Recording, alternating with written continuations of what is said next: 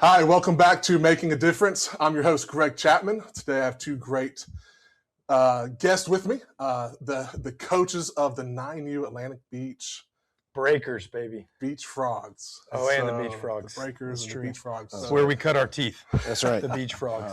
BJ and Ryan, tell us about yourself. What do you do? Where do you work? How's life going? Go for it. So my name is Ryan Reeves, and I work with Metro Power. I'm a senior project manager with them. We do large electrical commercial work.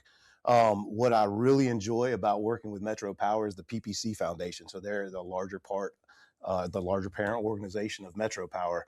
And they've got a great foundation. And what they try to do is donate 10% of their pre-tax profits to nonprofit organizations that qualify.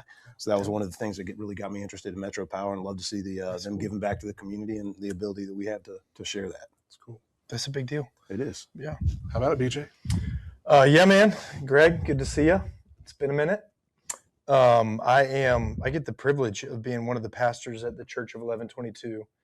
I get to help shepherd and steward our mission work. So all things from local nonprofits to church planting at the edges of the ends of the earth. I get to help with those things and shepherd that team.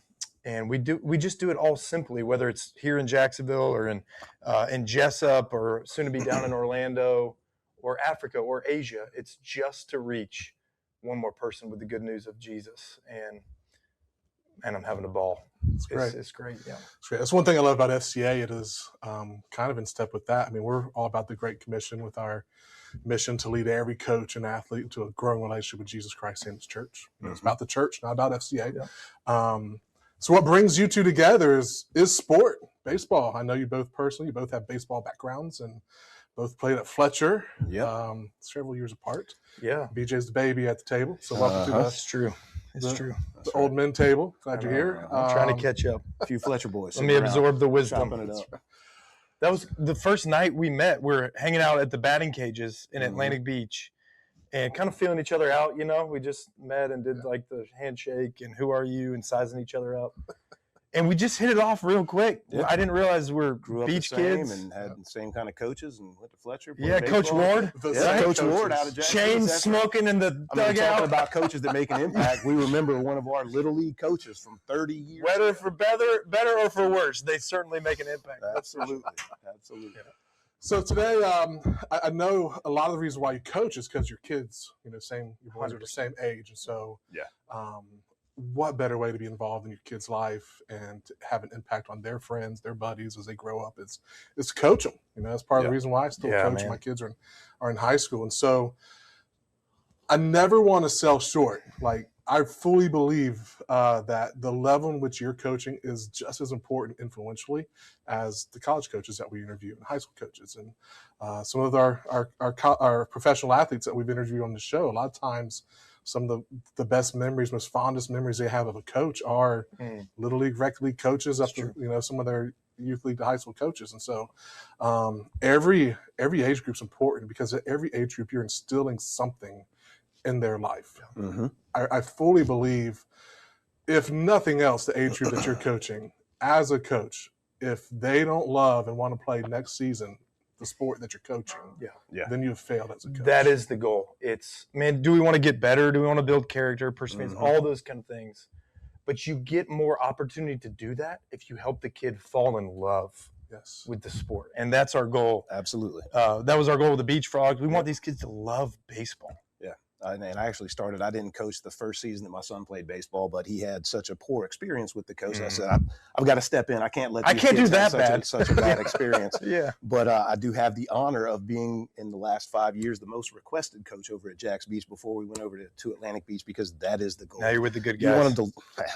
You want them to love baseball, and you want them to love the environment that they're around, interacting with their teammates, interacting with their coaches. So it's just a great experience that they're learning. Not only baseball is the most difficult sport that there is to accomplish and do well and succeed at, but they're developing grit, determination, and those are the kind of things that we want our young men to develop. Yeah. Billy Graham said that a coach will impact more lives in 1 year than the normal person will their entire lifetime. How does that sit with you? Absolutely, I agree 100%, and you can see it in the kids' eyes. What's so great and why I love coaching little kids in baseball is when you've got a kid, not necessarily the most talented kid, but works hard, makes eye contact with you, can see that they've got that desire and that willpower to, I want to get better. Maybe not necessarily for me, but to help my to impress my parents, to impress my coaches. But when you make that eye contact and that first time they catch that pop fly, or the first time they feel that ground ball and make a throw over to first base, they grin ear to ear, and they're looking over at the coaches, they're looking at the parents, and they're just smiling ear to ear. I mean, that is what it's all about. Yeah. Because you can impact them on a one-on-one level, and you've got an opportunity with 12 kids every season to be able to do that. So definitely impactful. That's right. They're just looking at you for not just affirmation, and they want to excel and perform well, but they're looking at you for instruction and direction and help me get better, help me take one step. And man, to be invited into the development of a young man or woman, I mean, we're coaching these boys, but to be invited in on that is a privilege and a gift. And it's like this sacred space of, I get to help this boy develop a little bit more into a man, a little bit more into a person of character, a little bit more into somebody that perseveres, you know? And baseball is a game of, you better persevere because you're going to strike out, especially especially some of our beach frogs. And you're a phenomenal baseball player if you're successful 1 out of 3 times. But just even the life, helping them apply that life principle of, hey, you know what the most important play is? The next one. Yeah. You know, pull yourself back up, dust your boots off, whatever it is, and get back in there. Mm-hmm. What a life lesson to help these kids learn early. Yeah, we do a training with FCA. It's called 3D coaching, and we've walked a bunch of coaches through 3D, and maybe one day we can take Atlantic Beach baseball coaches through it. But we need some help, that's for sure. Absolutely. One of the principles is kind of redefining coach, because a lot of people just associate with sport, no matter what sport. And so we really go back in time almost and look at the original definition of coach, and it's a vehicle, stagecoach. And a stagecoach is a vehicle to take someone of importance from where they are to where they want to be. And that's still the same thing today. As you coach, you're coaching someone of importance, because whether you like them or not, they're on your team and they're important to somebody. Yeah. Timmy's important. Mm-hmm. Maybe not to you as much as mom. Yeah. But they have aspirations. It may not be like to go play in the MLB, but to your point of to be able to field a ball without, taking it to the face. Yeah. And the joy of just getting the simple throw of a 60-foot throw, getting it to first base. Make contact, Make contact. Yeah. Just that the small things that just improve them throughout the season. Again, just some FCA language. Coach said is important to us. We firmly believe that a lot of kids today live and die almost with the words that their coach tell them. I always share the story of my daughter. She plays soccer, so I didn't coach her. She's good at it. She's very good. Yeah. But one day she's kind of cleaning up around the house a little bit more than normal. And I'm, me and Amanda, we're like, is she sick? Like, what's wrong with her? And it comes back to coach. Coach said she should be more helpful around the house. Mm-hmm. Coach said she should contribute more in different areas of just a home life. And so when you think of your position as a coach, understanding that coach said is a real thing in our communities. Yeah. I know you both love Jesus.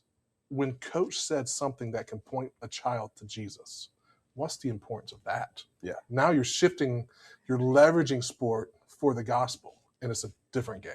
Absolutely. And I think we have the we have the opportunity to impact these young men in such a way that we can further the gospel of Jesus. One of the great things about our program and that we've done, our team voluntarily, kid-led, prays before every game.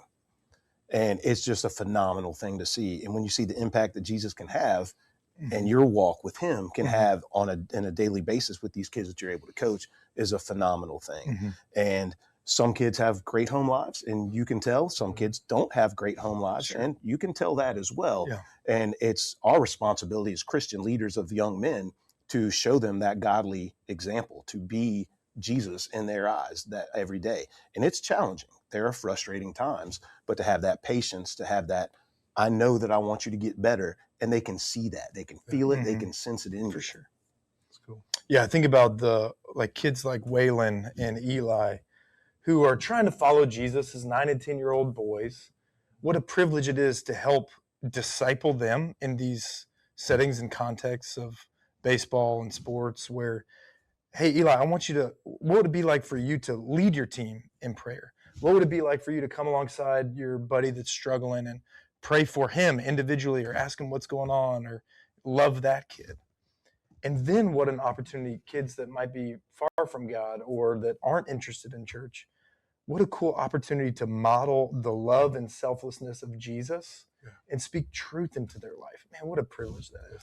And we have the opportunity with sport, because sport is hard. And the older you get, the harder it gets, and the more training you have to do. And just that hard work and dedication and that type of ethic that you can help build these boys in, you can see that transition. And that's what we've got to do, is mold and shape these young men to become better adult men. That's true. Yeah, that's true. Well, BJ and Ryan, I sure appreciate y'all joining us today. And for those of you out there who continually watch Making a Difference, I'm your host, Greg Chapman. Catch us next time.